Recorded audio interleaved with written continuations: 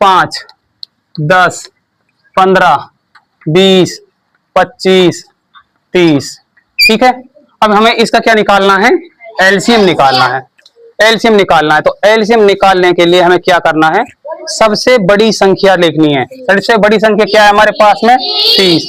30 को लिख लेते हैं, थोड़ा आराम से बोलो करो तुम। क्या लिख लेते हैं, 30 को लिख लिया है। अब देखते हैं हम, 5 का भाग 30 में जाता है, जाता है तो इसको खत्म करो।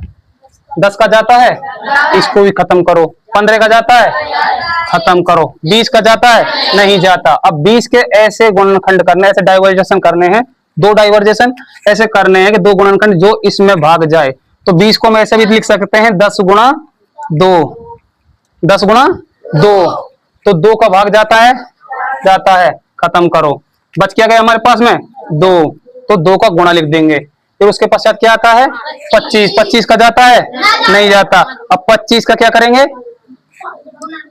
गुणनखंड। क्या करेंगे, गुणनखंड। 5 गुणा 5, 5 का जाता है, जाता है।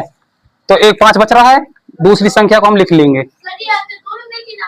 नहीं, दोनों नहीं काटते हैं भाई, दोनों ने काटते, अगर इन दोनों ने काटे तो इससे भी कटता नहीं है, इसलिए दोनों को नहीं काटते हैं।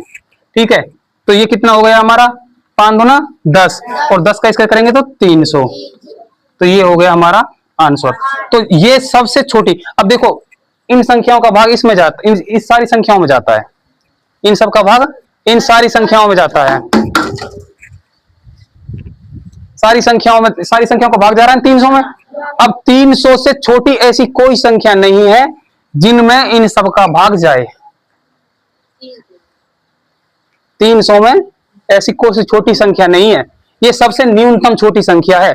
इससे तो बड़ी तो हो सकती है, 600 में सबका भाग जाएगा और 900 में सबका भाग जाएगा।